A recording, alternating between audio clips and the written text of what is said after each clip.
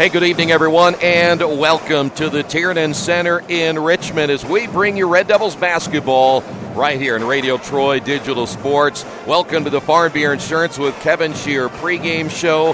Final game of the regular season as the Red Devils try to head into the tournament, winning 3 out of their last 4, and of course on a 2-game winning streak, which would actually really be 3 if they win tonight, which would be big for the Red Devils. Brendan Evans with us tonight.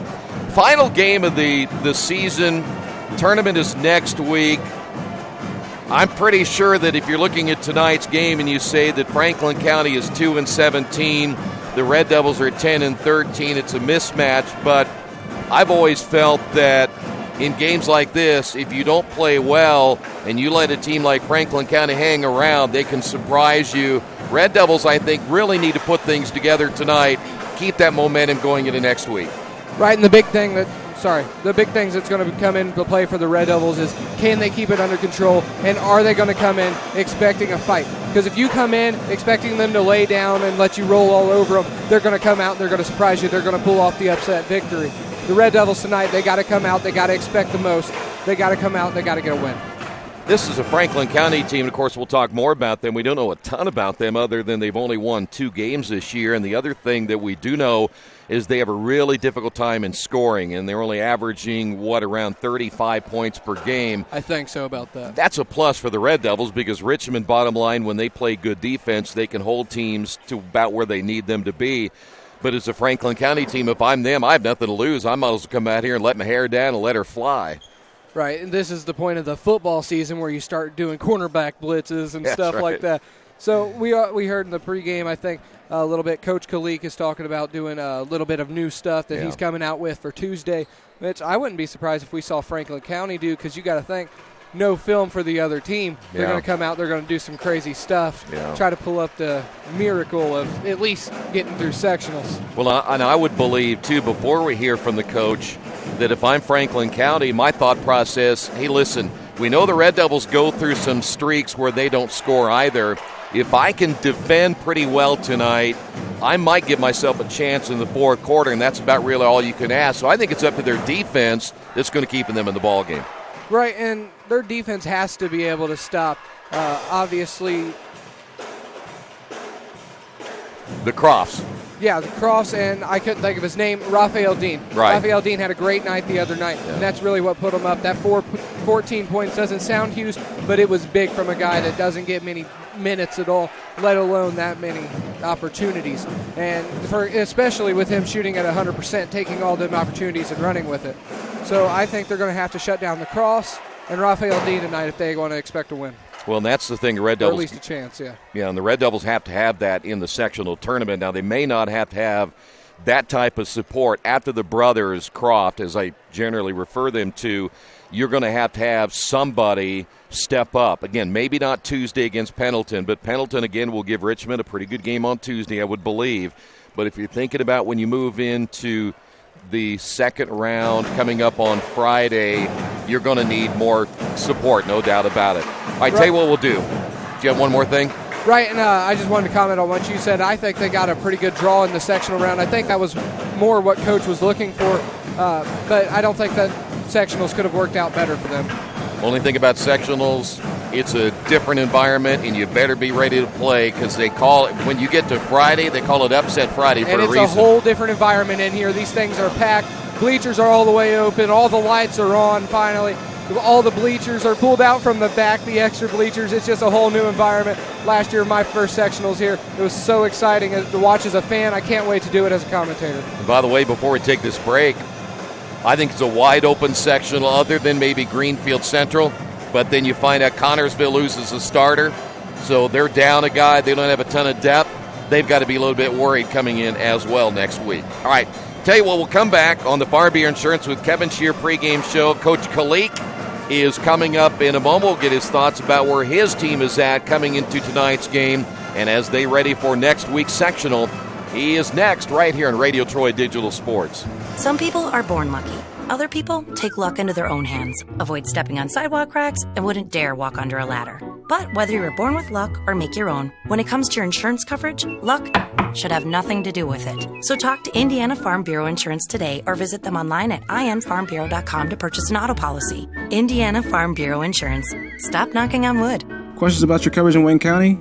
Call 765-962-9548 and ask for me, Kevin Shearer.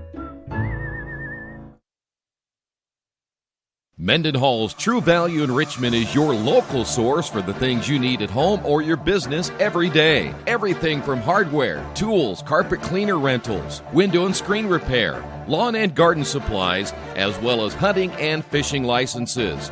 It's all in one place at Mendenhall's True Value Hardware, right around the corner at 125 Southwest 5th Street in Richmond. Give them a call for more information at 962-4842. The debate about sports specialization by high school athletes continues. Some argue that high school athletes who play one sport all year long have a better chance of landing a lucrative pro contract. But that's simply not true. In fact, 30 of the 32 first-round picks in last year's NFL draft played more than one sport in high school. Of the 32 players drafted, 22 also participated in high school track and field. 19 also played basketball. Some also played baseball and lacrosse. What's the path to success for high school athletes here in Indiana, no matter what their goals might be? Study hard. Always do your best. And if you can, play more than one sport in high school. This message presented by the Indiana High School Athletic Association and the Indiana Interscholastic Athletic Administrators Association.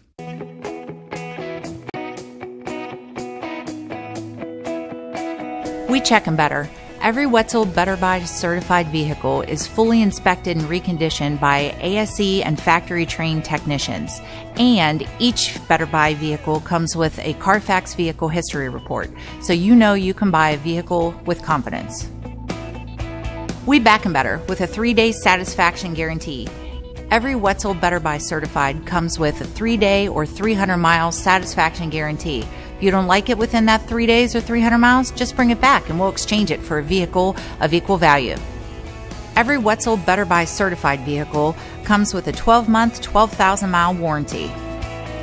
We price them better. We have dedicated individuals searching the entire country for the highest quality, lowest price vehicles for our inventory. In today's competitive market, we're constantly monitoring vehicle values to ensure that we're offering the best prices possible. We guarantee that every Wetzel Better Buy vehicle is the highest quality used car or truck around. Our reconditioning process guarantees that you are getting a vehicle as close to brand new as possible, and our warranties back that up.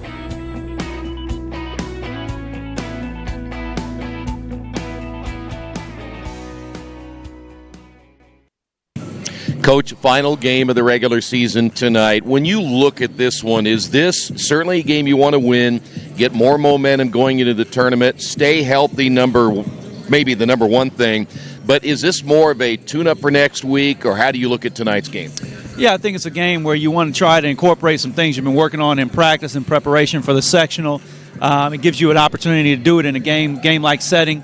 And then hopefully in the process of doing that, you're successful. But I think it's definitely a game where you focus on yourselves more so than your opponent in preparation for what you want to do going into the postseason. And that's how we're going to treat it. They're going to do some things that we want to try to implement, next week and hopefully, into the latter part of next week, but definitely, on Tuesday, and see what type of success we have tonight and then see what we need to tweak in order to make it more successful and give us a chance to go back and look at film and point out things individually that guys are or not doing in the confines of what we want to do as a team. Does that mean any new wrinkles, or are you just going to try to make sure the things you're doing now are you doing well? We want to do the things that we're doing now to do better. In the past, it just depends on the team. I've done things where, we've worked on stuff in practice and then we didn't implement it until the postseason. So it's stuff that we've had in our arsenal for a while. I don't think, our team is at that level yet.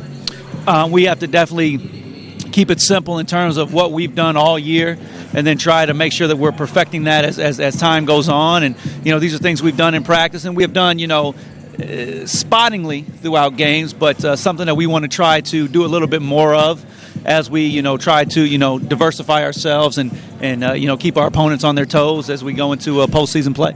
I would imagine playing tonight is pretty good again, too, because you play Tuesday. You don't have a whole long time to wait. Like you said before, if you got that bye, you'd have to wait till next Friday. Does this all kind of feel better now that you're playing on Tuesday again? Oh, without a doubt. When I was at home, we had the last 3 seasons where we had a week off or 2 weeks off going into the postseason, and that's tough. And we didn't like that. We wanted to make sure that we got a game in prior to the postseason so our kids stay fresh. And they stay engaged, and we're making sure that we are continuing to go into postseason with a little bit of momentum, and our guys are doing things at game speed, and the only way to implement that is to have games where they're forced to do it at game speed. So we're definitely glad to be playing tonight as we go into the postseason next week. Coach, in your last game, other guys did step up. Raphael, certainly one of those guys who had a huge game for you. And that's something you've said before. If the brothers Croft, if they're not scoring 25-30, you certainly have to have some other guys step up. Was that a real encouragement for you to see other guys really play much better? Oh, yeah. We're happy for those kids, that a kid like Raphael who has stuck with it all year and then has a breakout game, and it's good for him, and obviously it's good for us. But at the same time, what gets lost in that process, and you say, you guys played well, Coach. It was a great win. You look at the final score, 81-62. We were down 11 in the first half. A technical turned the game around. Going into postseason play, we can't allow ourselves to be in that situation. So I'll always look at things from a an objective standpoint, and I'm not going to be pessimistic and say, yeah, it's a great win. You look at the score, it looks like it, but in reality, it was a win, and we'll take it. But it wasn't one that we'll sit back and feel very comfortable about. We did some good things in the second half, and our kids fought, and they deserved to win. But at the same time, we have to accept the fact that we got off to a bad start. We didn't close out on shooters early on. They made shots, and we were fortunate enough to get ourselves back in the game and win that one. So we look at those things as well as the positive, and then try to bring it all together to complete the puzzle, and then realize what we need to do to improve upon things, and then what we need to do to have some carryover. And obviously, those other kids scoring are the carryover that we want. Last week you said the one thing you want to get a little more healthy. How are the guys going into tonight's game? Stoley's still got that ankle. He sat out a day in practice this week, and it's still bothering him a little bit. But I think it's as good as it can be. And he's recovering. Obviously, Drew still has a shoulder injury, and Lucas has a groin. But at this point in time, it's not going to get any better than what it is. But it's not detrimental to them being successful on the floor. So those guys will fight through it and push on, and we should be as close to healthy as we can be going into Tuesday. Hey, but something happens tonight. Yeah, keep our fingers crossed there that doesn't happen. Hey, you've had short weeks of practice before because you played on Thursday before. How'd this week go? It went well. I thought that our guys were in tune.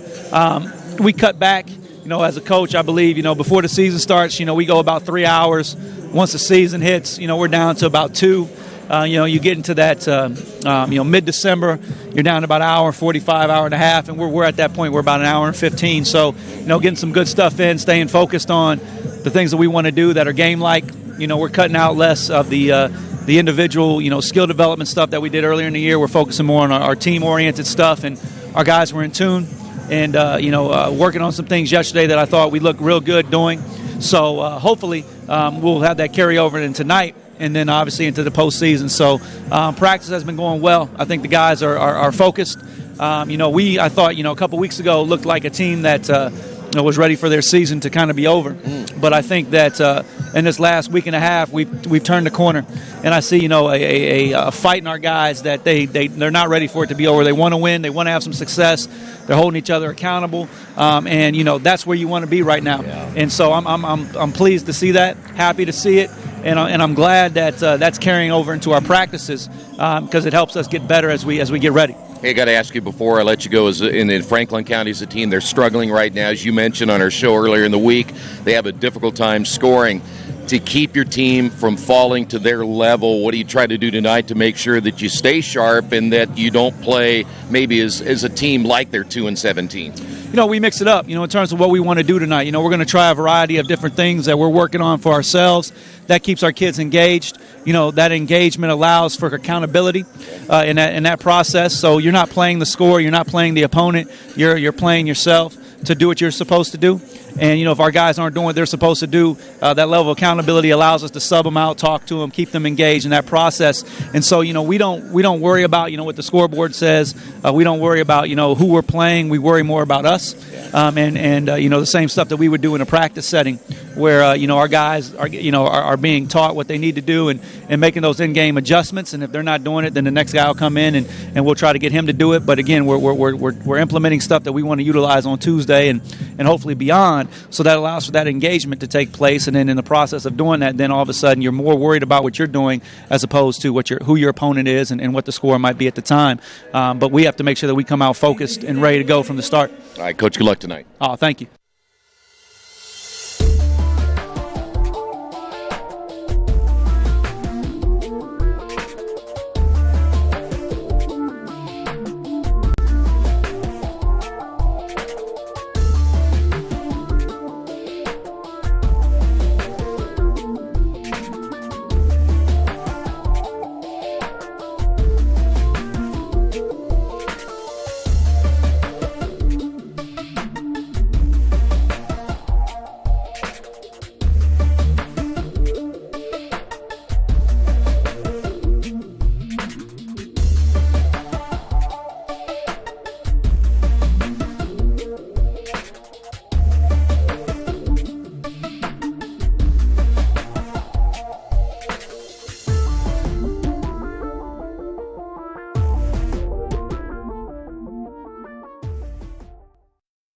Wish me luck, wish me luck. We've all said it. Thing is, life doesn't run on luck. For most people, it takes careful planning. A lot more than, say, crossing your fingers or toes. So talk to Indiana Farm Bureau Insurance. Because as your life changes, your life insurance coverage should do the same. And when it comes to your coverage, luck should have nothing to do with it. Indiana Farm Bureau Insurance. Stop knocking on wood. Questions about your coverage in Wayne County? Call 765-962-9548 and ask for me, Kevin Shearer. Since 1994, Beach Automotive has provided motorists in the Richmond area with comprehensive auto repair services that include car and truck care, alignment, brakes, tires, engine, transmission, and more.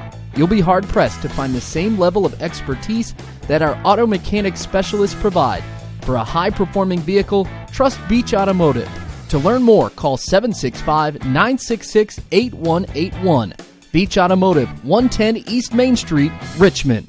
Big Boys Pizza is now open in Richmond, located at 1015 East Main Street, next door to the Civic Theater. The menu has great sandwiches, pasta, salads, and of course, pizza. Come dine in, carry out, or have your food delivered day or night, at home or at the office. Other locations are in Connorsville and Brookville. Bring in a sports ticket after any game and receive 10% off your purchase. Ticket must be dated for the same day as your purchase. Dine in, take out, or delivery, Big Boys Pizza. 765-488-0023. Best One Tire and Service has been committed to our partners since 1948. With more than 250 locations in 26 states, Best One puts over 1 million tires on the road every year. Superior tires, expert service, competitive prices. Best One Tire and Service, where the best costs less. Hi, I'm Roger Clark with Best One of Richmond. Because Best One is one of Bridgestone's largest retailers, we offer exclusive Bridgestone savings. Visit us in Richmond to save on Bridgestone tires today. Kate's Cages is the #1 indoor training facility for baseball and softball in Richmond by far. With top-flight instructors, you will learn how to play the game the right way. Everything from pitching, hitting, catching, and fielding. Kate's Cages will also have the opportunity to participate in triple play fall ball, the softball academy, individual and team camps, and individual private workouts. Kate's Cages Baseball and Softball Indoor Training Facility, 1366 Rose City Boulevard. Call 993-2353 for more information. Back here at the Tiernan Center, final game of the regular season. Tonight's game brought to you in part by Best Western Classic of Richmond. When your family is looking for a place to stay in the Richmond area when they're visiting, make sure you check out the Best Western Classic. You get the most amenities available, including indoor pool, fitness center, conference space, free buffet breakfast, free Wi-Fi, and of course a clean, quiet, comfortable room. Best Western Classic of Richmond, 533 West Eaton Pike. This, by the way, is a Franklin County team, as we mentioned earlier. At one point this year had a 13-game losing streak. Eric Ebrans is their head coach. He is 35-55 in his tenure. Their 2 wins this year, one against Centerville in overtime, and the other one against Switzerland County, 51-45. By the way, those 55 points they scored against Centerville, the most points they have scored the entire season. They only average 36.7 points per game. Defensively not bad, though, at 56.2. They just can't score. Now, one thing you got to remember, they start 2 freshmen, and that's a huge key. Their point guard is a freshman, Bridger Bolos, and one of their other shooting guards is a freshman in Chad Cox. So this is a young basketball team coming into this one here tonight.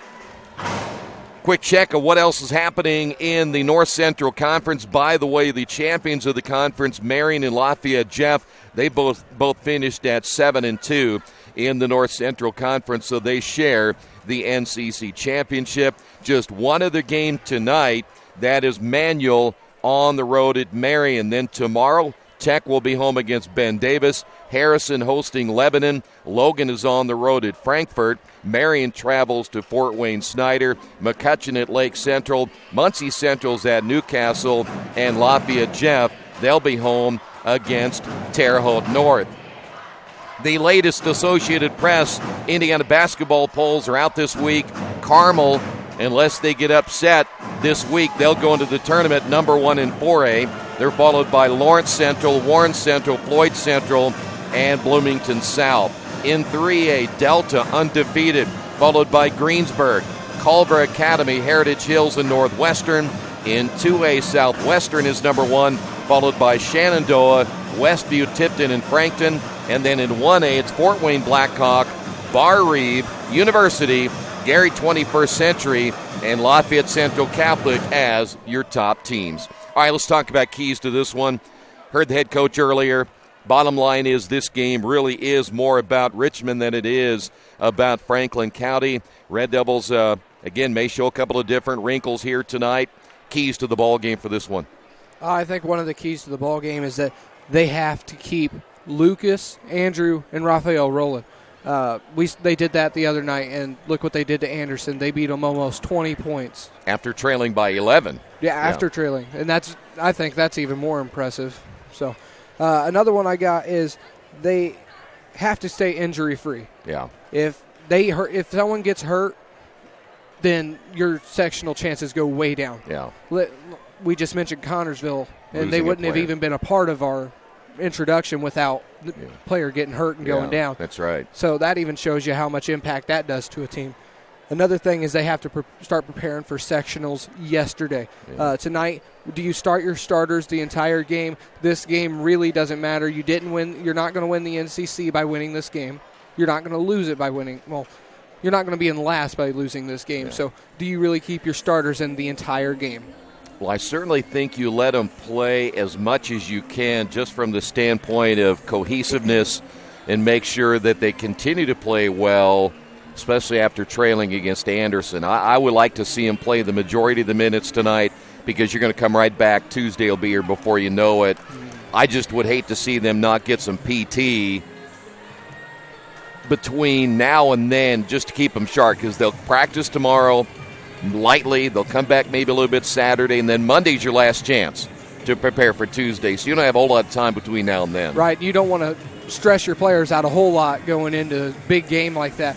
Yeah. Now, Pendleton, maybe not the strongest team, but it's going to be a whole new environment, like we said in the pregame, with sectionals, a whole new environment here, a whole new environment in the teams, really, because these practices aren't going to be the same. They're either going to be more or they're going to be less productive. Yeah. Obviously, the coaches want to do more. They want to work out a whole lot of stuff. But we heard Coach he's already started playing in that stuff. He's doing that stuff tonight. Yeah. You don't want to add a whole lot in before sectionals this Tuesday. All right, here's how the starters will go for Franklin County tonight. There you see the Wildcats. They'll be in their dark uniforms. Bridger Bolos is a 5'11 freshman. He wears number 10. Brady Bogan is a 6-foot junior, number 22. Jordan Floyd is a 6'3 senior, number 23. Lucas Stacy, 6'3 and a sophomore. He wears number 30. And Chad Cox is a 6'1 freshman. He wears number 42. So you have 2 freshmen and a sophomore in your starting lineup, just 1 senior. This is a very, very young Franklin County basketball team. Here's how the Red Devils will line up tonight. Andrew Croft will start at guard. Again, still have a little bit of an issue with that shoulder, but he's okay and ready to go this evening. 6'2 and a sophomore wearing number 1. Jordan Stoley, the ankle still bothering him a little bit heading into tonight's game. 6'5 and a junior. He wears number 3. And he was talking about that earlier today, about how much his ankle was bothering him just walking around school, and that's going to be a huge factor in this game. And you really want him healthy because he is a big part of this Red Devil offense. And you always want someone like him healthy. Yeah. And if he's not, then that's going to hurt you. So do you really want to play him a whole lot in this game, maybe 2 quarters max? And also in the starting lineup, Kareem Jett, 5'9 and a junior. Lucas Croft, 6'5 and a senior, number 10. And then Jordan Fry, 6'5 and a senior, number 24. Tonight's game brought to you in part by your Richmond area Subways. Each day of the week, you can get a different 6-inch sub with no artificial flavors or colors, only $3.50. Every Wednesday, the turkey breast, Thursday, the Italian BMT, and Friday, the tuna. Treat yourself at Subway. 4 locations in Richmond and Hagerstown. Subway, eat fresh. We are ready to go. There you see the Red Devils as they will be in their home whites. They will be home the rest of this year, no matter how you look at it, up until regional time, if the Red Devils do or are fortunate enough to make it that far.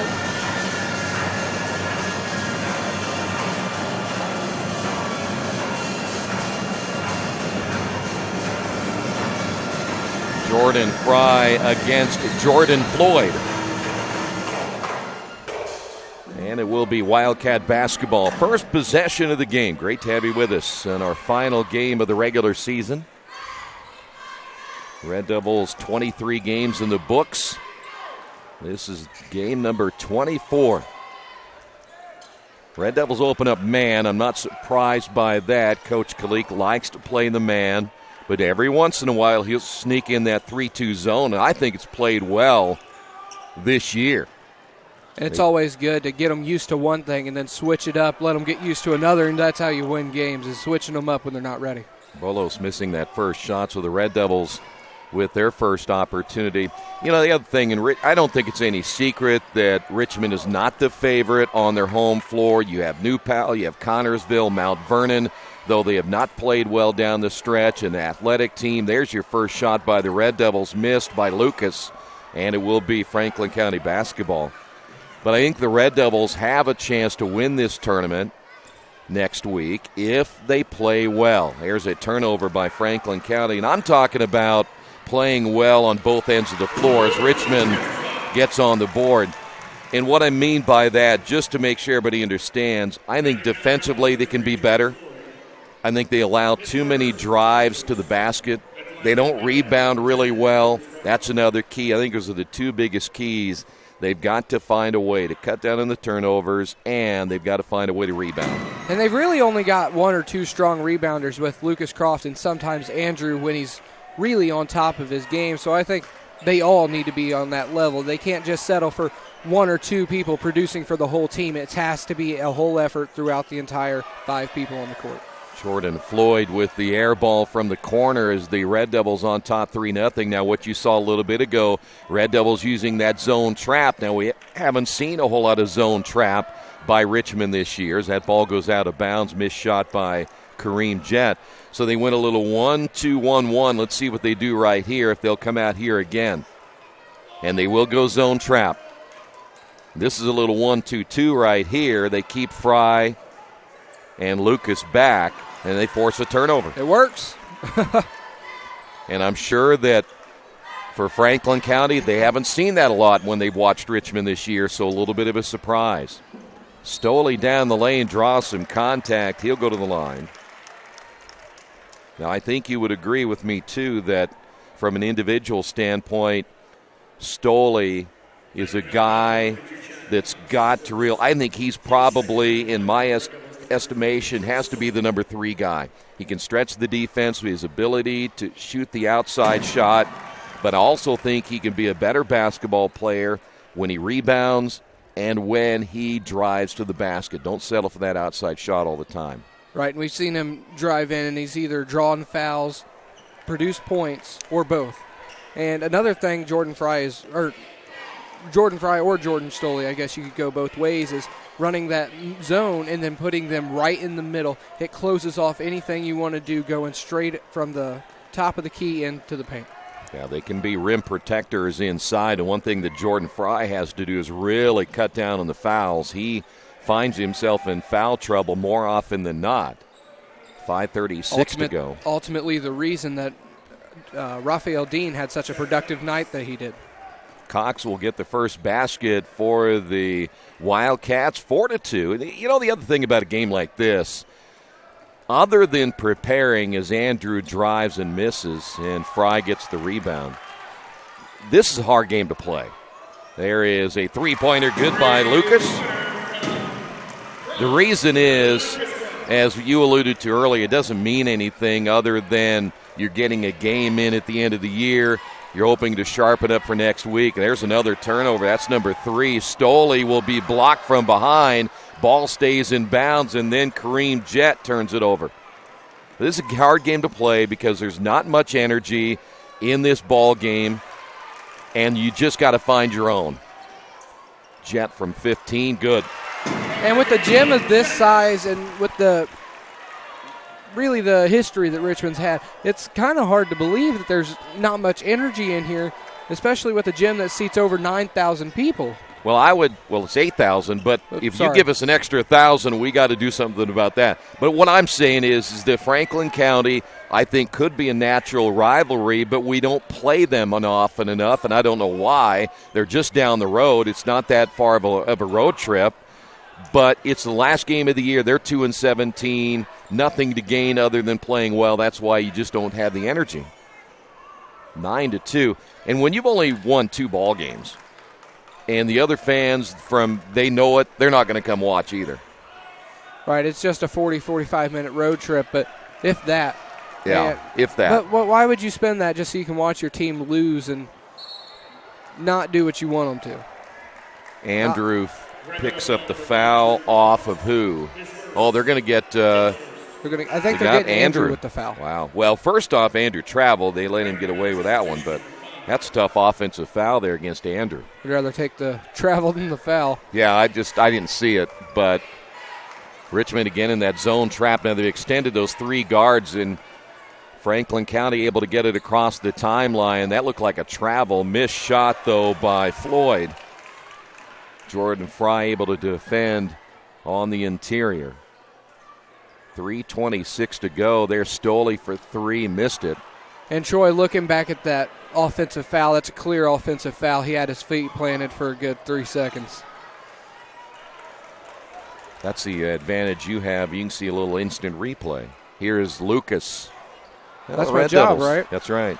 Red Devils kind of cold early. But again, this Franklin County team that when you only score 36 points a game or whatever they're scoring at 36.7, you can miss some shots and still feel comfortable about winning this ball games. They're just not going to be an offensive juggernaut. Franklin County running a little 1-4 high. They're trying to do that UCLA cut and get an opening somewhere.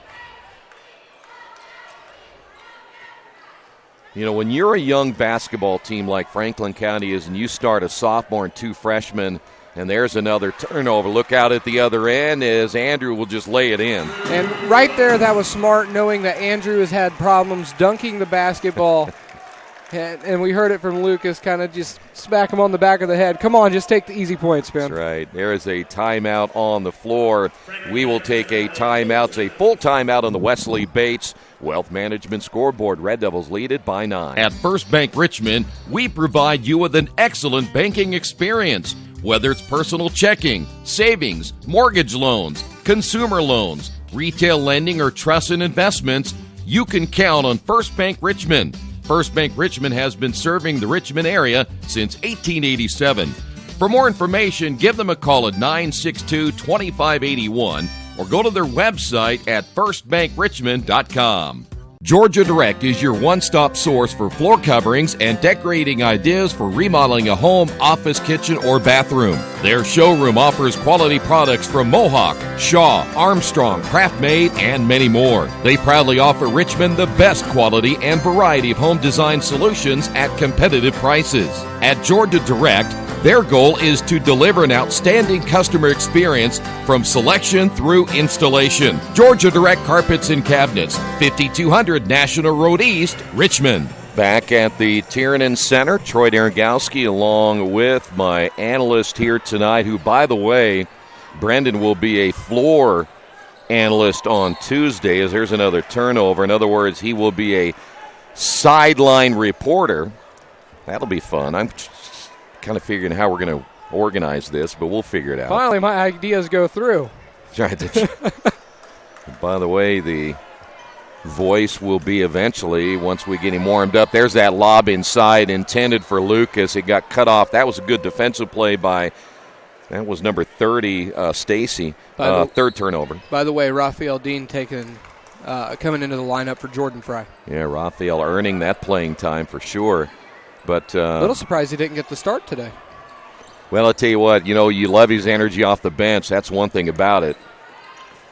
If he can provide that energy, you need that. There's a nice spin and a basket, good by Floyd. I was about ready to give you a little kudos because eventually you will be the voice of Earlham lacrosse. That's a big step for, you just turned 16? Yesterday. Happy birthday. Thank you.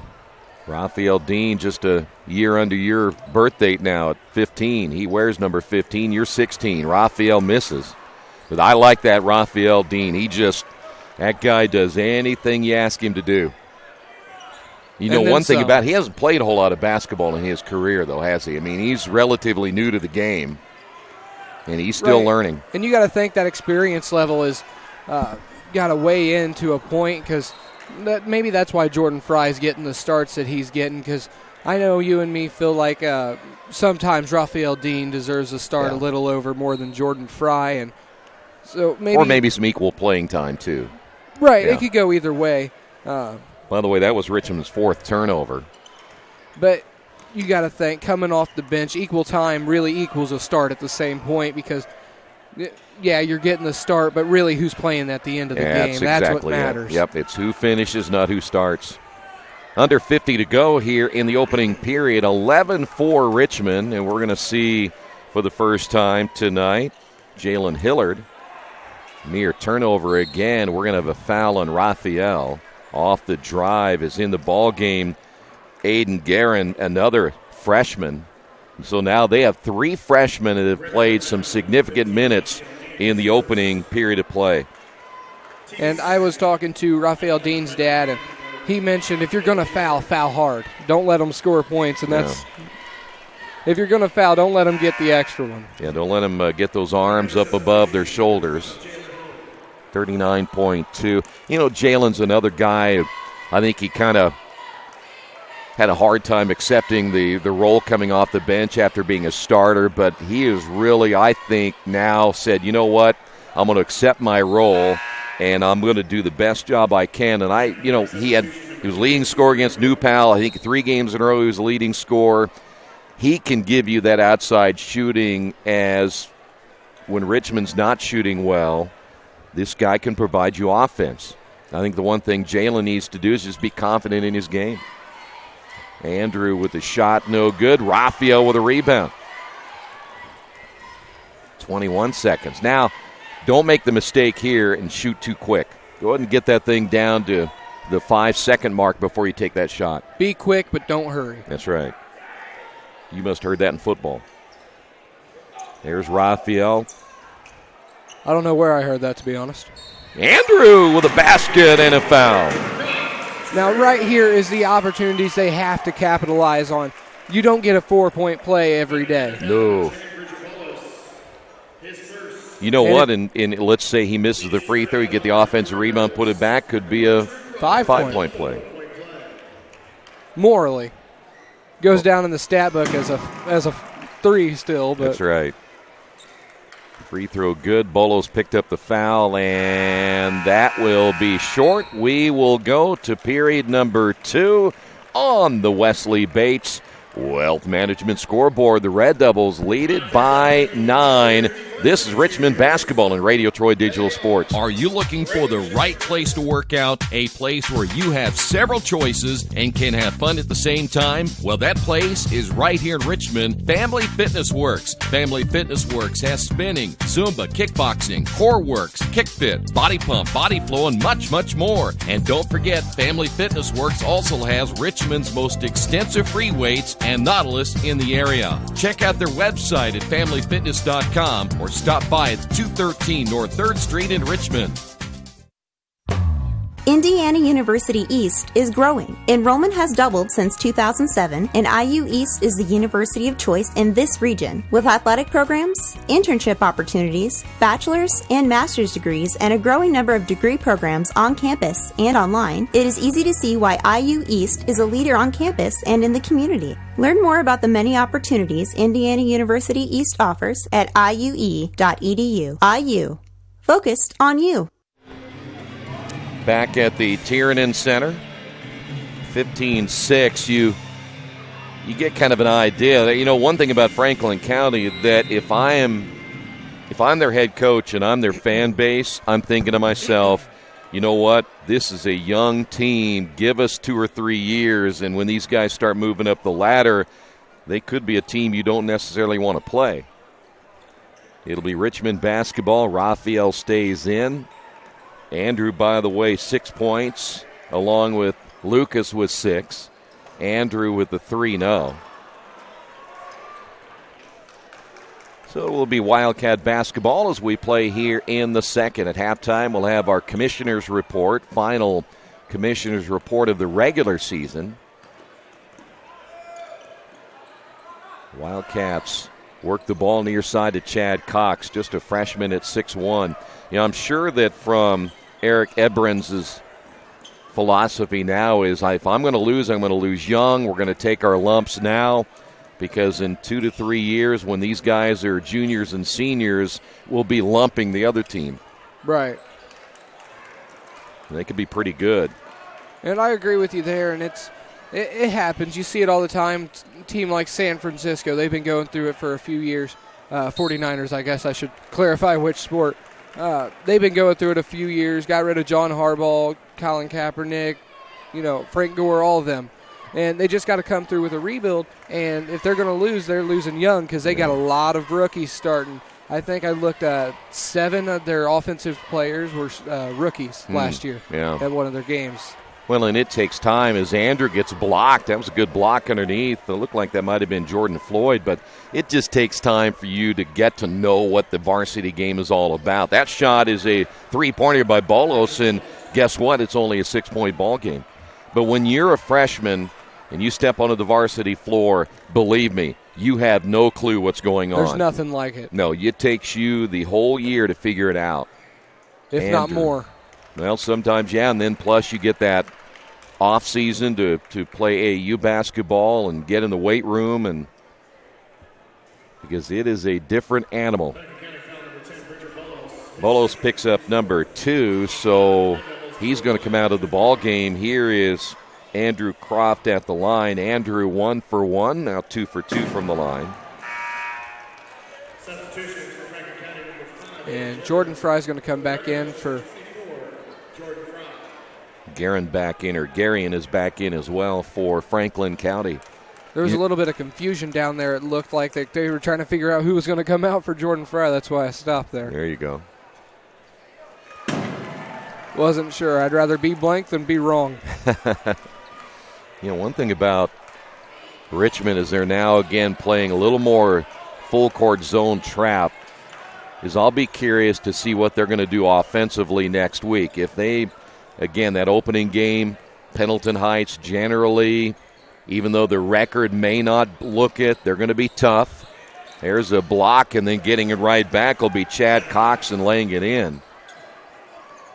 But Richmond certainly will have to pick up the scoring load a little bit. I know they go through these little droughts, as that might have been partially blocked. Fry, that one off the bottom of the backboard goes out of bounds. That's essentially a turnover.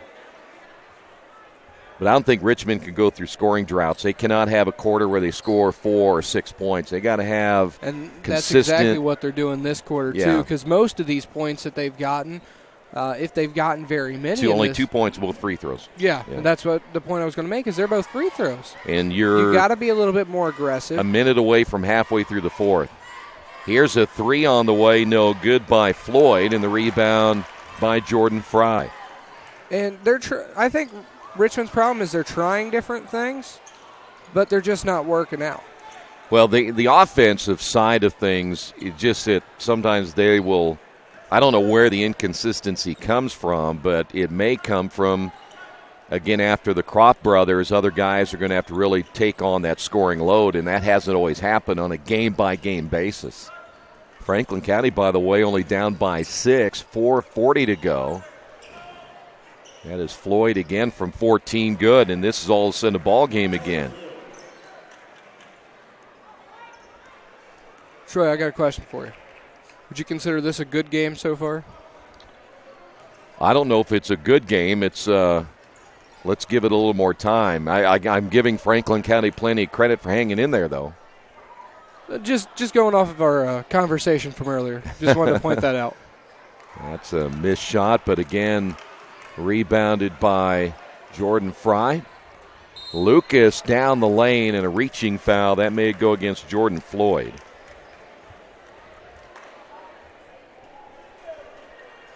Red Devils with, they're going to say Stacy. By the way, Richmond 5 turnovers, and for Franklin County, they have 6 turnovers. Lucas at the line for the second time.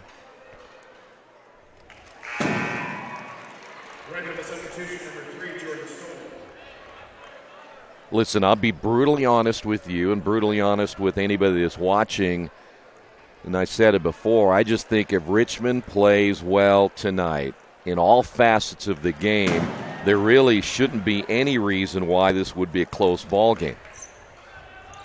But so far, the Red Devils lead it by 6. And by the way, Jordan Fry is out. Richmond going a little bit with a different lineup here. Both the bigs are out, Fry and Raphael Dean. Maybe this is part of the different stuff that we heard from Coach Kalik, sorry. I was, there's Connorsville's here scouting. I see them up there. That ball almost turned over at midcourt. All you got to do is look, you can find him. Oh, I see him. The shot is going to be missed. I'm trying to see who else might be hiding up there because a lot of times they don't want to be seen. Here's Andrew on the baseline drive. Good. I actually saw someone with a Pendleton hat and jacket earlier, so they're probably here somewhere. I would imagine. I didn't see that they were playing tonight, so I would imagine everybody'd be here. That baseline shot good, a three-pointer by Floyd. Back to a 5-point lead. 2:56 to go. Well, I'll be honest with you, I'd be surprised unless you're playing tonight. New Pal's probably here. Mount Vernon's probably here. Everybody's here. Right. I just pulled up Mount Vernon to see if they had a game tonight just to check. Are they playing? There's a turnover at the other end. Layup good by Andrew. They had a game Tuesday and tomorrow. Okay, so they're here somewhere. Probably, most likely. Andrew got a hand on that one. The thing about that is Mount Vernon could also be at the Pendleton Heights game. Don't they have a game tonight? I am not sure. Entry pass now to Chad Cox. 2:16 to go. That three-pointer is no good from the corner by Garion. They don't, so they're probably here tonight. Here is Andrew in the corner. Three-pointer good. And Franklin County is going to get a timeout here as well. On the Wesley Bates Wealth Management scoreboard, Red Devils with 2:04 remaining here in the first half, now with a 10-point lead.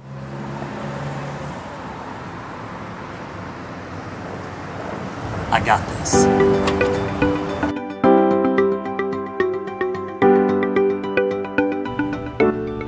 I got this.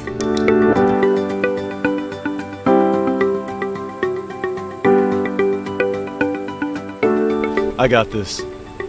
At Harrington Hogue, we believe your life belongs to you. That's why we work hard to make sure that your insurance coverage is the last thing you have to worry about. So when it comes to keeping you protected, We got this.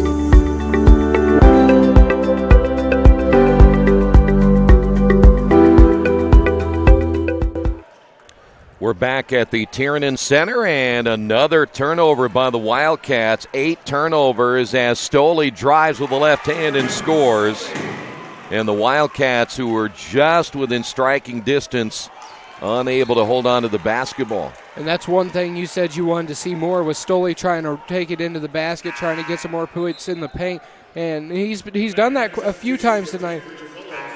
Well, but he's got to get used to that, because I think if they can get that down on Tuesday, they're really going to mess Pendleton Heights up. You know, I'm a little curious. Again, I have to ask Coach about this lineup, because this is a lineup not out of necessity like it has been in the past, as Lucas will go to the line, because you don't have either your bigs in foul trouble. I'm a little curious why they've gone with this lineup. I think it's a strategical approach, maybe. Quicker?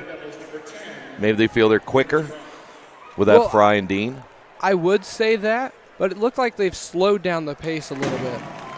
Or if they've quickened it, or if they sped it up any, it's not much, because it looks about the same or close to it. Maybe they feel more comfortable in the zone, that full court zone trap that they're running.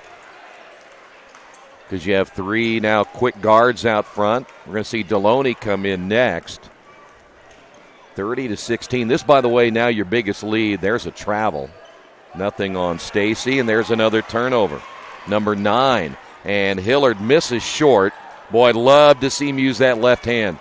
Wildcats back the other way. They'll try to run it in and force the action. Missed shot by Stacy. That one off the glass, no good by Bolos. Now, Troy, right there, if you have the basketball and have 3 guys in your face, why don't you kick it out to the three-point line and put it up for the open 3? That's a really good question. I'd also like to have seen maybe Stacy, when he's driving, pull up and shoot it. Again, there's another turnover. That's number 10. This is going to be a dunk right here. Yep. Oh, no. My gosh. Lucas may have pulled something. He is limping on the way back. I think he may have pulled something trying to dunk the basketball. Now, maybe right here, before he even went up. Now, he's going to play this out to the half, but don't be surprised if you don't see him starting coming back, because you really, really need Lucas Croft healthy going into sectionals, because this could be bad and ugly if he's not playing. Well, hopefully he just misstepped. I think that, he's coming out, but I think in all honesty, now remember, he's got a groin injury. So and his hip isn't 100% either. I heard from Jordan Stoley the other day. After that hit he took at Muncie Central when we played in Muncie South. Yeah. He took a nasty hit that day, and there's no way he's 100% when he came back that soon. I think he probably feels a little silly he didn't dunk that way. He's got a smile on his face. There's a nice cut. Bolos scores. I like their young kids. Well, the good thing about that is the trainer went over to Lucas Croft. Lucas Croft told her he's fine. Abby walked away smiling and all. So the good thing is that I think he's going to be okay. Hopefully he'll be back in this game, if not before sectionals, because I think me and you both can agree that we really need him. Oh, yeah. Well, there's your halftime score on the Wesley Bates Wealth Management scoreboard. Richmond 32, Franklin County 20. The Commissioner's Report coming up in a moment. We'll run down the first half scoring as well right here in Radio Troy Digital Sports. Hey, this is Steve, and out at Jiffy Lube the other day, a customer came in and said, Steve, this was my 100th oil change on this car, and you've done them all. Hi, my name is George Farrell, and I've been coming to Jiffy Lube for over 14 years. I recently just had my 100th oil change. I'd like to thank Steve Funkhauser and his staff for the great service that they've provided me over the years. Thank you to all, and I would recommend anyone to come to Jiffy Lube to get their car serviced. Jiffy Lube, #1 in customer satisfaction for a reason. Hello, my name is Kyle Schwarzkopf. I'm the manager of Kyle's National Road Auto, in business in Richmond since 1979. We employ ASE certified technicians, and we have over 80 years of experience. We work on all domestics and most European and Japanese cars. Give us a call at 966-1555. Kyle's National Road Auto Service. My name is Kyle Schwarzkopf, and I approve this message. Our community. It's where we live. It's where we work. It's where we play. At West End Bank, we're not just in the community, we're a part of the community. And that's why we support over 100 programs for local nonprofits and schools, including our financial literacy program that positively impacts countless students throughout the area. You bank locally, so we give back locally to watch people grow with endless possibilities. It's time for the Commissioner's Corner, an exclusive weekly update from the IHSAA Commissioner himself, Bobby Cox. Now for the inside scoop on what's happening day to day with the IHSAA. Here's Coach Bob Lovell with Commissioner Bobby Cox. Welcome back, everyone, to our weekly conversation with the Commissioner of the IHSAA, Bobby Cox. And Commissioner Cox, what a wonderful time of year. We've had championships wrap up in wrestling and swimming. We have swimming and girls basketball finals this weekend. Boys sectional start on Tuesday, as we have talked about for the last 2 or 3 weeks. The busyness, the amount of activities continues to grow, and a lot of excitement around this time of year for the obvious reasons for student athletes and their families. Well, you're right, Bob, and we did conclude a very successful wrestling tournament last weekend at Bankers Life Fieldhouse. Girls swimming the weekend before at the natatorium, and now this weekend our boys swimming championships begin on Friday night at the natatorium, and then our girls basketball championships begin Saturday morning at Bankers Life Fieldhouse, as well as the finals of swimming at the Nat. And we're indebted to our friends at IUPUI and the natatorium, as well as Bankers Life Fieldhouse, for the tremendous venues that we get to participate in, and also our thanks to the Indiana Fever and the Indiana Pacers for their sponsorship of our basketball tournaments. It's a great time to be a high school fan. I know when you are at these various meetings, either regionally or nationally, you have to be the envy of many, many states associations, in the sense that we really do, for our championship events, have some of the best, if not just some of the best facilities in the country for our state championships. Well, I think across all venues, Bob, we are the best in the country. Every state has great venues in one or two areas. You know, in Texas, when you play football in the stadium, AT&T Stadium, that's a tremendous venue. Absolutely, yeah. And every state has one or two, but when you look across our whole landscape of sports, all 22 of them, and look at where they are contested, venue by venue by venue, we are very, very fortunate in the state of Indiana by our geography, because of the size of our state. You can be to the center of our state with a 3-hour drive anywhere from any corner of the state, and distances less than that. A great downtown here in the city of Indianapolis, where there are numerous restaurants and hotels and activities that can be blended with our state championships, and so we're extremely fortunate, and we owe a debt of gratitude to our vendors and our partners to allow that to occur, because it doesn't work that way in every state. Girls finals this Saturday at Bankers Life Fieldhouse. 4 great games. I know it's one of your favorite days of the year. It is one of the favorite days of the year, and you're right, Bob. There are 4 outstanding matchups, and I hope that the fans will come out and support these young ladies in what plans to be a very, very competitive day of basketball. thanks to our friends at Fox Sports Indiana, who are going to be televising all 4 games live. We'll have the games on IHSA TV, streamed around the world, and then on our great radio stations across the state of Indiana. So it's a big event, and I know the young ladies in those 8 schools are excited to play, and the coaches are ready to go, and I think we've got everybody prepped, and now we just got to throw up the ball and see who wins. And now we know, obviously, that the weather's going to change next week because the boys' sectionals begin on Tuesday. It always does. And, we'll have a little snow or something happen to us, and we'll use caution where we need to. But we got 64 sites for our boys' basketball sectionals. It'll kick off on Tuesday. And, I looked at the list after the pairings, and there's so many good first games, I don't know where to go. I haven't made my mind up yet. There's so many good ones to go to. I might try to take in 2 in the same day. I think you might be able to. I do want to respond. Thank you for letting us do the pairing show. But the response from players, parents, everyone around the state, it was fantastic in terms of the numbers of people who either listened to us on radio or followed the stream online. I know you guys have to be ecstatic about the response. We very much are, Bob, and we really encourage the schools to get together and have these viewing parties.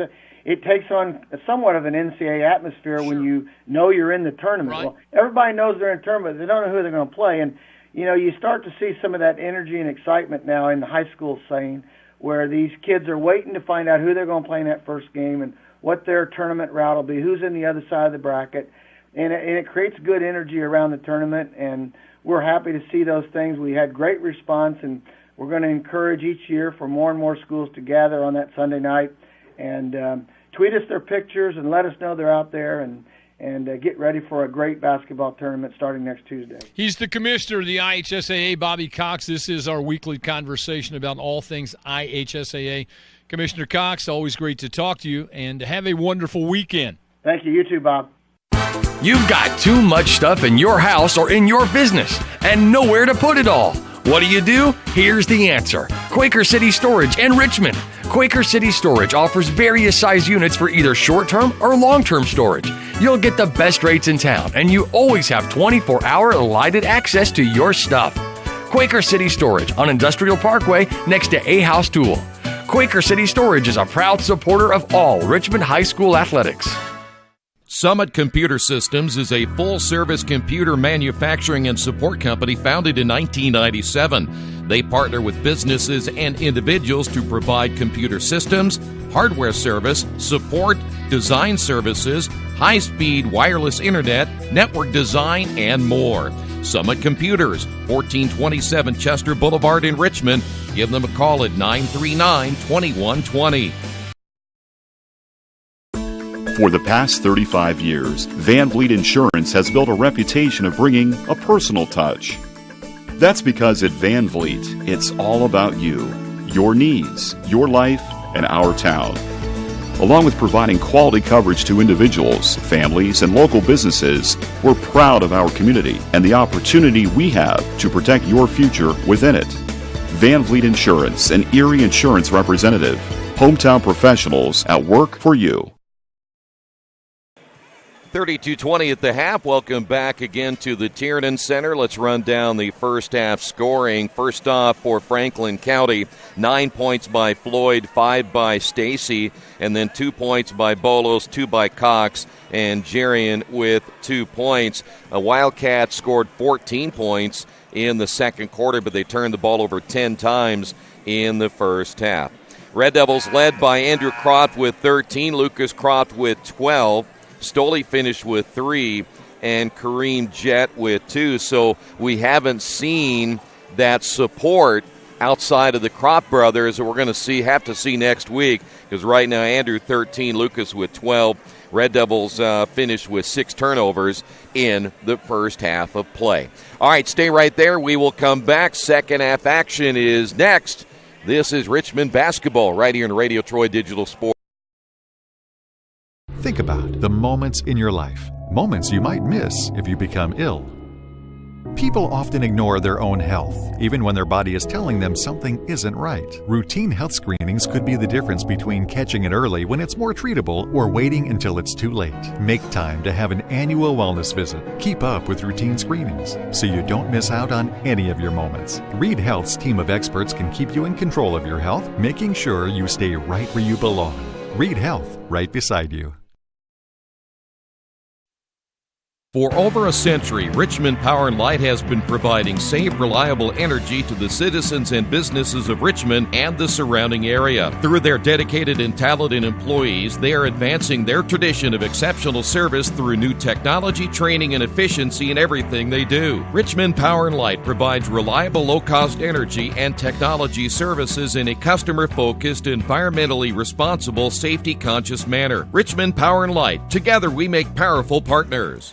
We are back here at the Tiernan Center as we are set now for the third quarter. As you said, we're talking about all the scouts that are here watching tonight as teams that are not playing this evening here. Pendleton is to our right. Connorsville is to our left. If you give me a chance to scout it out a little bit, I think we can find the others. You notice they never sit close together to each other because they don't give anyone else their notes. There are no secrets here, pal. You're not going to get any of mine.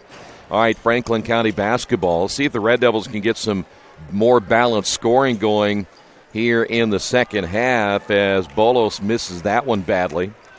You're talking about 25 of the 32 points the Red Devils have scored have been by Croft and Croft.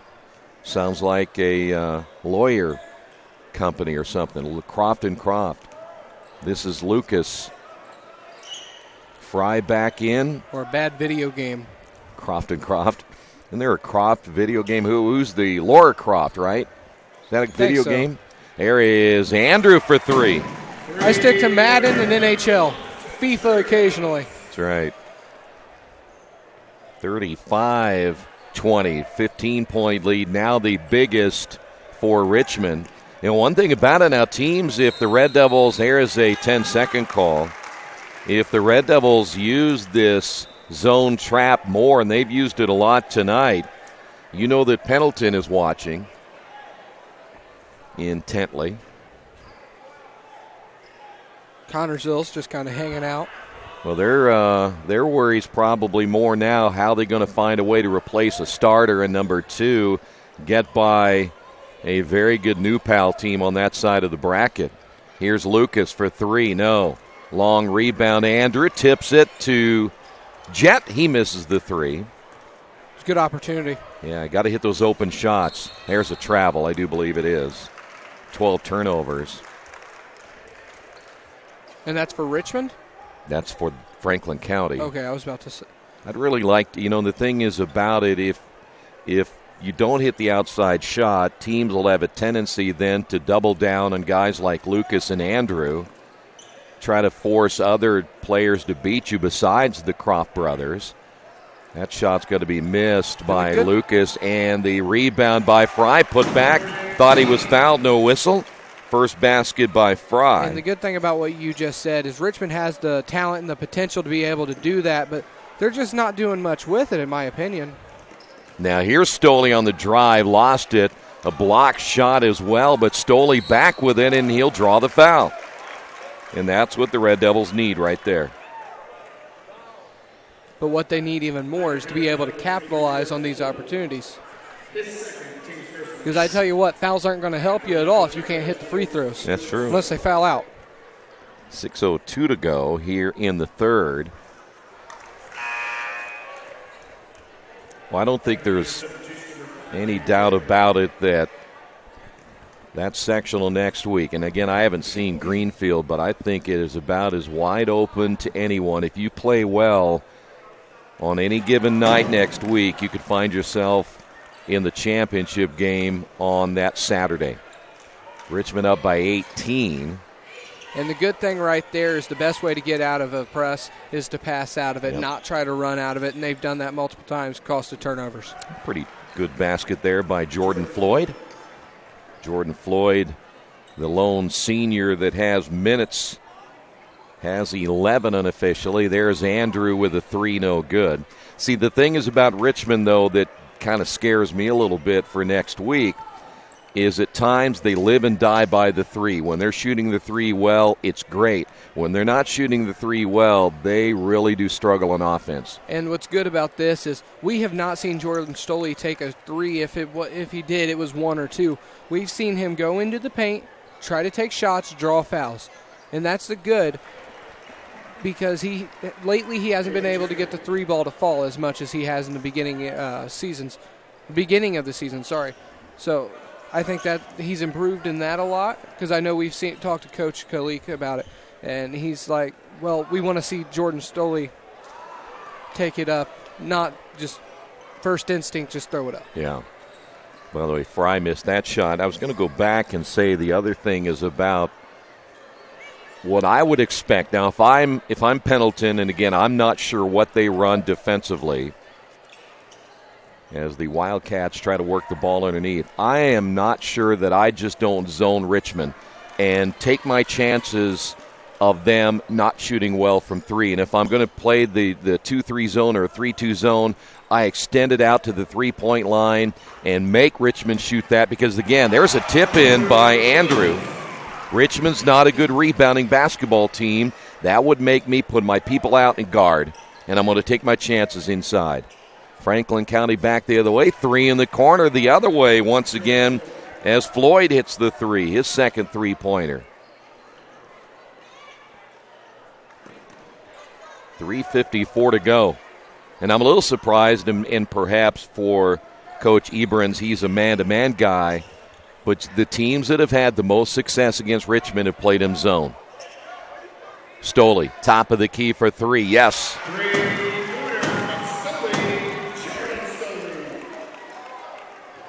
Stoley now with 7, and there's a foul at midcourt. And right there for Jordan Stoley, you don't always want to attack the ball full on. He had a good opportunity at it, and if he would have gone where the ball would have been rather than where the ball was, he probably could have came away with that. 3:30 remaining. Things are getting nutsy behind us here. I think we need to have a camera behind us just so we can make sure no TVs come flying our way. Yeah, or something else. That shot no good by Chad Cox. Or the bleachers that are out in the back. That's right. Red Devils inside to Fry. See, now I would have liked to have seen Jet shoot that last one. He threw it inside. There's Fry. Nice hustle. Ball goes out of bounds. The thing is about Jet, he threw it in. He got it right back. The defender comes off him like that. All you do is catch and shoot. And he passed it up. And I think that the Red Devils need to have him hit that kind of shot.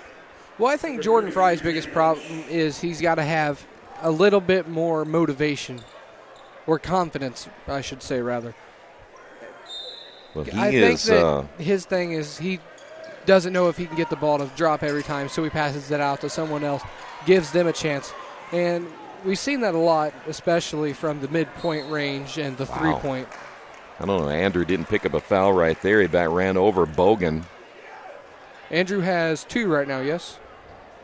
Well, they have him for 1, but doesn't mean he doesn't have 2. That ball tipped in the air and almost a turnover. Bogan, and blocked by Lucas Croft. Now, why didn't you just go for a jump shot there? Lucas down the lane with the left hand. No, and he'll go to the line.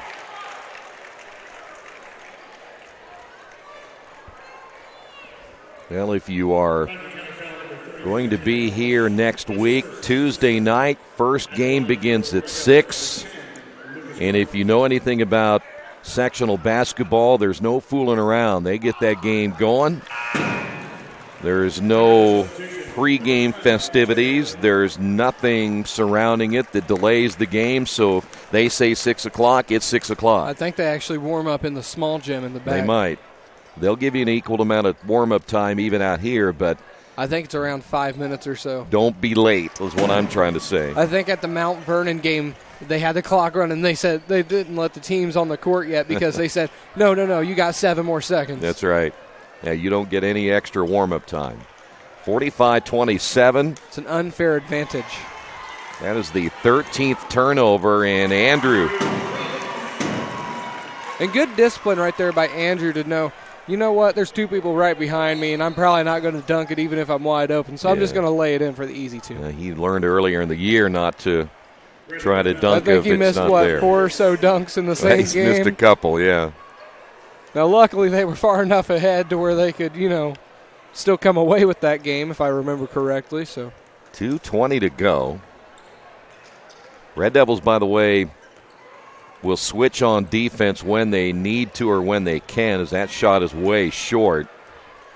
Good look at Bogan again. He's a junior. I think Franklin County plays in that, are they in the Greensburg sectional? You might check that for me. I'm not sure which sectional they're in, but again, I like these guys, again, as young as they are, just like that young man right there in Jarian. Got a rebounding foul called against Tanner Walsh. There are 3 seniors. Walsh at 6'5", doesn't get a whole lot of playing time. So everybody will be back. 1:40 to go in the third. It's all Richmond now by 20. Stoley again. Here's the other thing about next week. Richmond can shoot pretty well when they're ahead, and again, there's not a whole lot of pressure when you're up by 20. I want to know how things are going to go for them next week when you get a little bit tight. Andrew. Pull up in the lane, no. They're 2A, right? They are aren't they a 3A? They're either 3A or 4A. It might be Greensburg is where they go. 1:05 to go. Here's Kareem on the drive. Kareem misses the layup, thought he was fouled.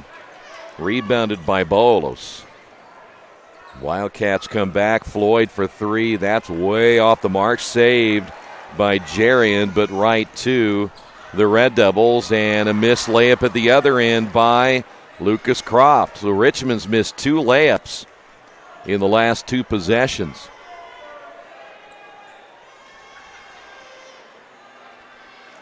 I mentioned the Wildcats only give up 56 points per game, so defensively they're not a bad basketball team in that respect. Just, again, the amount of points they can score, they just can't put points on the board. Bogan losing it out of bounds. It's going to stay here. By the way, Franklin County with 13 turnovers. They had a spree of turnovers right at the end of the first half that really put them behind the 8 ball. It's going to be a foul on Richmond's Jalen Hillard. They are in the Greensburg sectional. Who do they play? Batesville. That's tough. Batesville are very, very, and I don't know what the 12 record and 9. is, but they're better than that. I mean, they're always traditionally very good. Near steal by Andrew. 11 seconds remaining now for the Wildcats. And if I remember right, I looked and they had a pretty tough schedule. How I like to say it, that record lies. Yeah, they're better than that. Red Devils pick up a foul. So they say Lucas just picked up number 1. 1.2 seconds remaining here in the third. Richmond up by 20. And the quick release by Floyd, and the three-pointer no good. Will head to the fourth. On the Wesley Bates Wealth Management scoreboard, Red Devils lead it by 20. All the amenities you want and the convenience you need. Your next apartment is waiting for you at Chester Heights Apartments in Richmond. Chester Heights Apartments come with 1, 2, or 3 bedrooms with central air, inside laundry, swimming pool, and a new regulation-size volleyball court. Chester Heights also offers convenient access to IU East, Reed Hospital, shopping, restaurants, and more. Call today for specials Chester Heights Apartments on Chester Boulevard in Richmond, a proud supporter of all Richmond High School athletics. For over 30 years, Reynolds Plumbing has been keeping the Richmond-Wayne County area running. Whether on commercial properties, restaurants, or residential, they've done quality plumbing, heating, and air work for thousands of customers. In a small town, a company like theirs cannot stay in business for as long as they have without being very good at what they do. It's not just about quality work, it's about customer service. If that's the kind of experience you want on your next plumbing or HVAC job, then Reynolds Plumbing has you covered. Call Reynolds Plumbing today at 966-0994. Well, believe it or not, we are down to the last 8 minutes of the regular season in high school basketball for Richmond. And then, of course, next week it is tournament time. Red Devils have Raphael Dean back in. Here's Andrew. They were going to try to throw that lob, but you could hear Franklin County yelling lob because the Red Devils have set that up successfully so many times this season. And one thing that coaches struggle with so much is communication and really energy when you're away. And the fact that they have that ability to be able to see that and holler it out, and they're paying that much attention from the bench, that says a lot. Boy, nice move by the freshman, Jerian.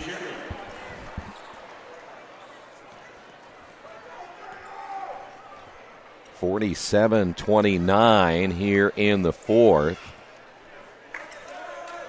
Red Devils have Hillard on the drive himself. He missed a layup. Raphael Dean with a rebound, but stripped out of his hands. Boy, 3 missed layups here in the second half now by Richmond. They are going to have to play better. I don't think this was a very good example tonight of how the Red Devils really needed to play. Jerian has it blocked. Lucas back the other way. Here is Andrew for 3. He missed it badly. See, I think Richmond's lost a little focus now, because this is probably not a championship caliber game tonight as Raphael picks up the foul. And we're going to judge the team tonight by what we see and how they'll have to play next week. Again, everything's magnified.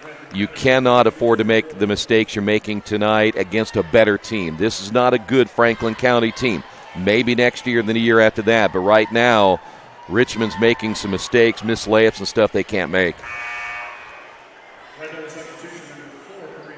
Floyd at the line for the first time here in the fourth quarter, a 17-point lead. Kareem Jett is back in.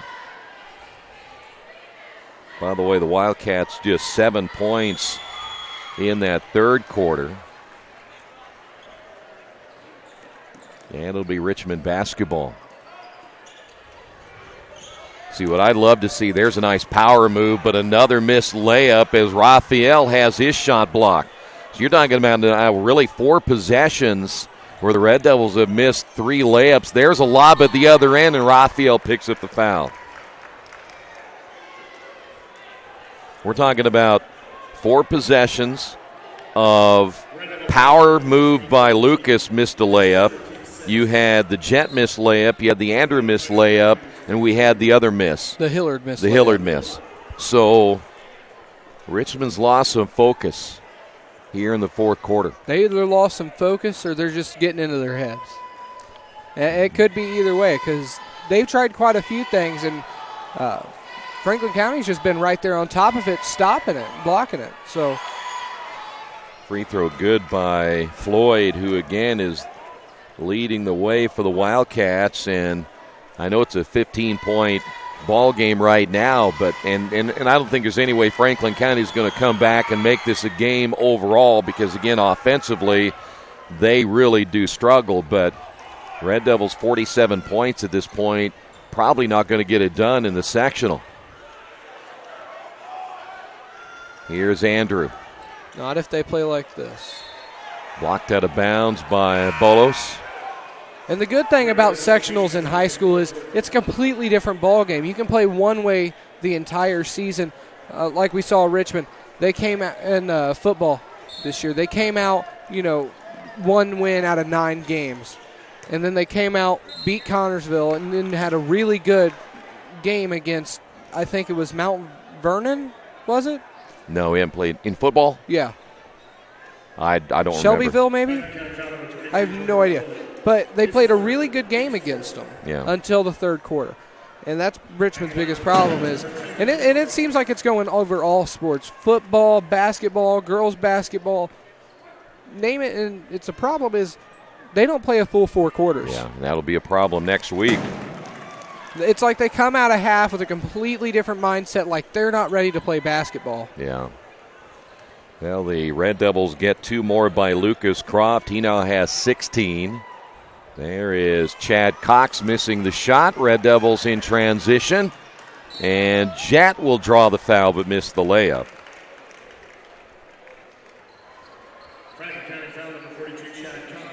Right now, 20 points by Andrew Croft. Lucas with 16, leading the Red Devils here tonight.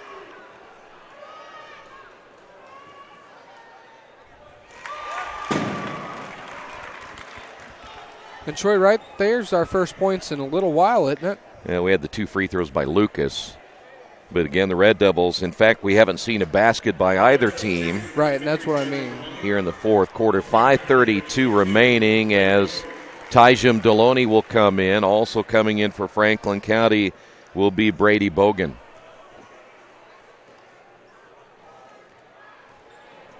So Kareem back to the free throw line again for the Red Devils.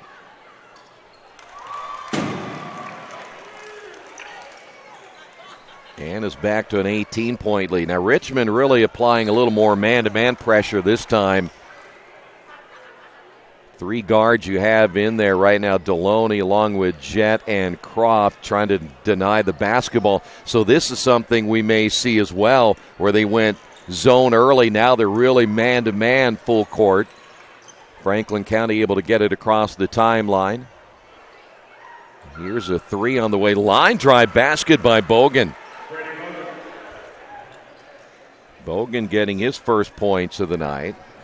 You know what? If I'm Franklin County, I don't feel too bad about this so far. If you take away that end of the first half where they turned the ball over maybe 5 or 6 times, almost felt like in succession, they might be in this ball game. And Troy, I don't think Richmond's necessarily a bad team. Do they play poorly sometimes? Yes. But for Franklin County to say we hung in the game with Richmond for 3.5 quarters, I think that speaks volumes. Yeah. And like you said, they've got one senior, maybe 2 on their roster. One that's playing any significant minutes. 3 seniors, but only 1 guy's put in the minutes. So 3 seniors on your team. 1's only putting in the minutes significantly. That's him right there. Jordan Floyd unable to finish. But I feel finish. comfortable in the next 2 to 3 years putting all my young guys up on my varsity level. And we were talking earlier, Franklin County's not necessarily a bad team in recent years, and maybe it's just the experience level isn't there. Yeah, it's not there at all. Fry misses the shot under the 4-minute mark here in the fourth. Well, again, you never apologize for a win as the Red Devils will try to win their 11th ball game of the year. But now I really believe now the curiosity level goes up a little bit more for next week. What can the Red Devils do to be more efficient offensively and to get more guys involved other than the Croft brothers?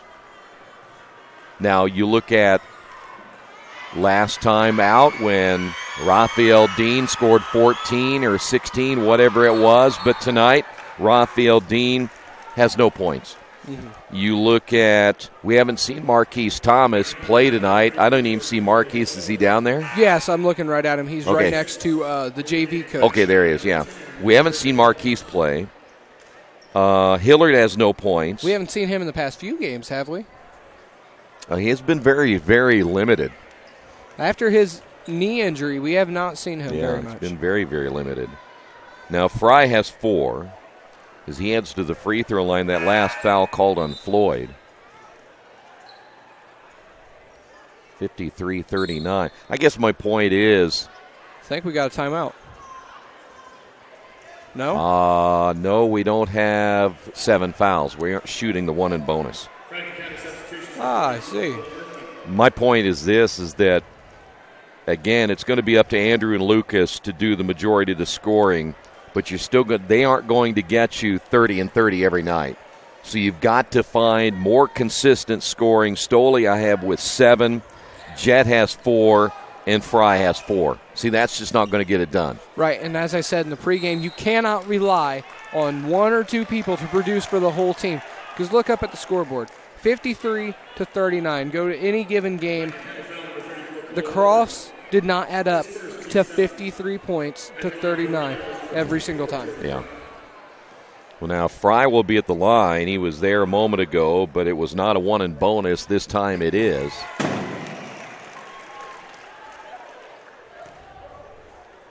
.333 remaining. Fry missed the second and picked up eventually by Bogan. Franklin County basketball. By the way, Cole Erfman is a 6'2 senior. He is in. He's one of the 3 seniors. Floyd is coming in and Erfman is out. So again, you look at Walsh and Erfman, 2 senior post forward players. They just don't play much. Here's Floyd, and that'll be a foul on Fry. Now the good news about Jordan Fry tonight is he has stayed out of foul trouble, and his biggest issue on defense is staying out of foul trouble. That's his biggest issue, period. Yeah, he doesn't he loses minutes mainly because he just can't stay on the floor because of the fouls.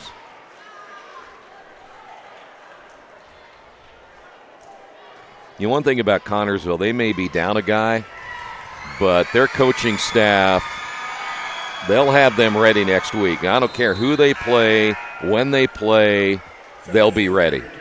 Troy, just like that, it's a 13-point ball game. Yeah, it's a little closer insane. than it should be. By the That's way, insane. Pendleton has seen enough. Connorsville has seen enough. They're all gone. I would imagine most everybody has seen enough in this one here tonight to know what to do next week as Andrew drives and scores. And Troy, it looks like there's 80 people watching right now. I guarantee at least 10 of them are scouts. There's a turnover again, and the basket good and a foul. I didn't think they were going to call a foul on that for a second. That would have drove me insane.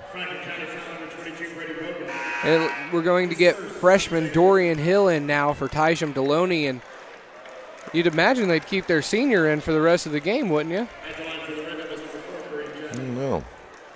So, Dorian Hill is in. His dad can no longer say that I haven't said his name correctly or identified him in the correct way, so Dorian is in, number 35. You can't miss him. He has pink shoes on. That's right. Bright pink shoes on. Yes, he does. Foul's and I know gonna you be said over at Muncie South, but I'm going to say it again. If you wear bright shoes like that, you have to show up with them.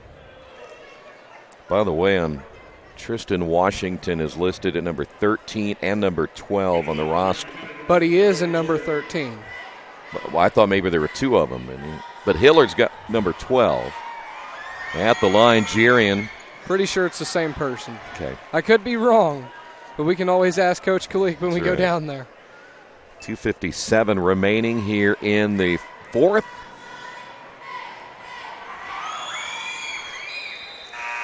By the way, just to let you know how long I've been around, after this tournament next week, whenever it ends for us, 29 years in the books. And he'll never let you forget it. I will remind you now, when I get to 30, I may not even get to 30. I might retire. 2:47. That would drive me insane, saying the rest of your life that you did it for 29 years. And didn't get to 30? Lucas misses, gets it back, scores, and is fouled. That's like an old middle school algebra teacher I had, Mr. Campbell, retired after 29 years. And I'm like, does that drive you insane that you did? Why? That I didn't get to 30? No, that you didn't. What's wrong? You were so close to ending in an increment of 10. Well, I've been doing it, but I've been doing it for 35. I just only been doing it 29 here. Free throws on the way and good. I think 29's a good time to retire. And we'll discuss this later. Hill picks up the foul. Like it's my decision. Yeah. By the way, you will be heading down there pretty quick. We're going to get our post-game stuff set up, try to talk to Coach and a couple of players. Do you have any idea what players were doing? Nope. This is how you feel when you get down there. That's right. Well, right now it'd be the two Crofts. Lucas out. They'll make sure he is injury-free the rest of the way. Second free throw is good.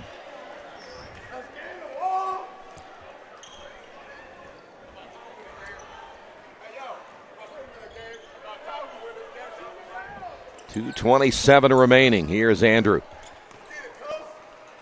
Hill fires, line drive, no. Rebound by Fry, put back, no, and he'll go to the line. Foul on Floyd. You know, it's a little funny trying to watch and try. Let me retry that. It's a little funny watching Dorian Hill try to get a rebound over Andrew Croft. Yeah. Andrew just kind of just barely reaches up, and Dorian's like high up as the air as it gets. There's a look at Jordan Fry. 2:17 remaining.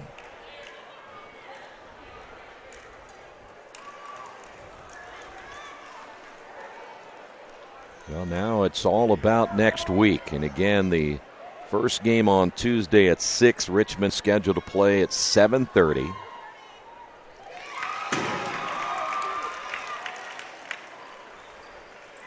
Hopefully we'll see a good crowd on Tuesday, Friday, and Saturday. 63-45. Richmond again leading it by 18. A couple of freshmen going at each other there, Jarian and Hill. Cox will dump it underneath, and Stacy will be fouled. And by the way, Troy, you were just talking about him, Marquise Thomas about to take the floor with Hyjam Deloney.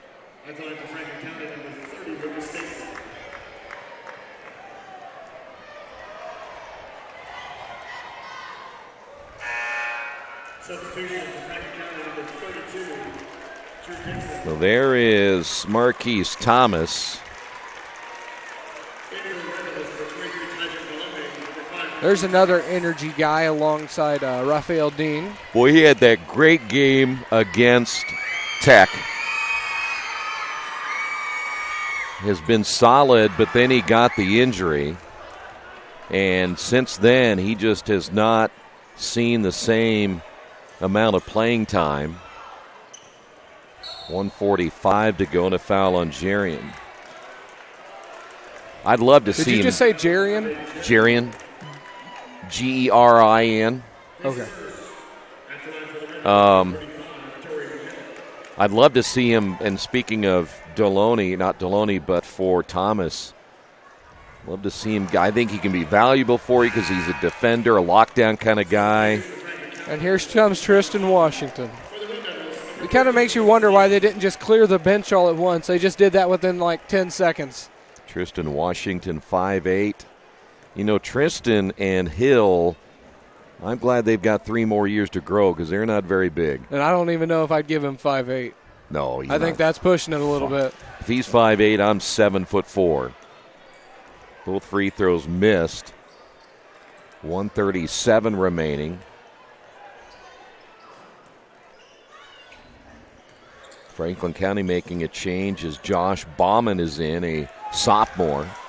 Stoley able to save that one from going out of bounds. Unfortunately, saved it to Bolos, And why you would even call a timeout right there, I have no idea. I want to remind you that tonight's game being brought to you in part by Best Western Classic. At the Best Western Classic of Richmond, you get the most amenities available, including indoor pool, fitness center, conference space, free buffet breakfast, free Wi-Fi, and, of course, a clean, quiet, comfortable room. Best Western Classic of Richmond, 533 West Eaton Pike. Let me check here, 9, and that means Andrew Croft will finish with 22. Stoley still in the ball game. Jet is not in the ball game, so Jet will finish with 4, 5, 7. Lucas 3, 5, 7, 19. Fry finishing with 6. Hillard did not score tonight. Stoley again with 7, stays on the floor. So the Red Devils will have 2 players finish this one tonight in double figures. Well, the good thing is that 3 out of 4 quarters, they had 10-plus points. They've struggled with that a lot this season. So now the Wildcats will, after the timeout, I think they've gone all 4. 5, 7, yeah, they've gone all 4 quarters, double digits. I was thinking the first quarter they only had 9 for some reason. 15-6 after 1. I'll have to look over at your paper more often. We'll have to get a little camera that sits like right here, tripod from the ceiling or something. Yeah. To have it right there and then just put it up on my screen. He had 15 in the third, 15, 17, 15. That was a badly missed free throw by Zach Jewell. 1:03 to go.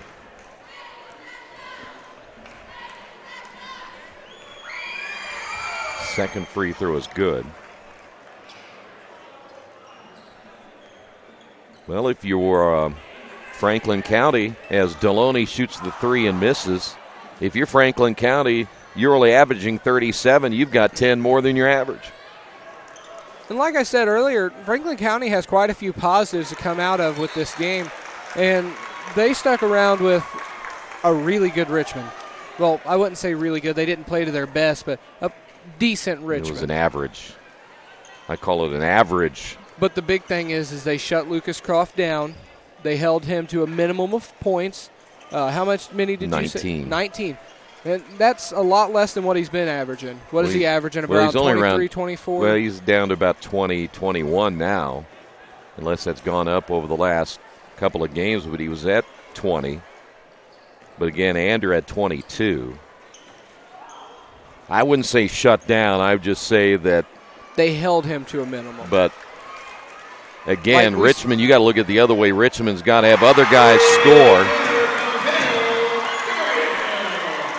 I think that is the loudest reaction we have had to all night is a freshman hitting a three-pointer. And that is going to do it. Your final score on the Wesley Bates Wealth Management scoreboard, 66-47. We'll come back and wrap it up in a moment right here in Radio Troy Digital Sports. Today's game is being brought to you by Tri-County Awards in Richmond. Customized awards and quality engraving services. When you come to Tri-County Awards, you'll get nothing but the best customer service. We take pride in our prompt service and easy availability. Celebrate success with a gorgeous medal, trophy, or plaque from Tri-County Awards. We've been crafting awards since 1972. Choose from a wide variety of designs and styles. We're a locally owned and family-operated business. Tri-County Awards, 1001 Southeast Street in Richmond.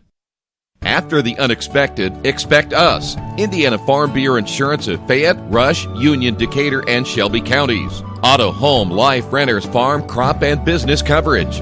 Coverage you need in a language you know. We take customer satisfaction seriously and don't take a cookie-cutter approach to your coverage. For more information, call 800-723-3276 or go to their website, in.farmbureau.com. Final score, 66-47. The Red Devils finish out the regular season at 11-13. Andrew Croft unofficially 22. Lucas Croft with 19. Tournament play begins on Tuesday, and again, the Red Devils take on Pendleton Heights, 7:30 the tip-off time. We'll have it for you right here in Radio Troy Digital Sports. Thanks for being with us. Your final score, Red Devils win it by 19. We'll see you next week. This has been Richmond Basketball, Radio Troy Digital Sports.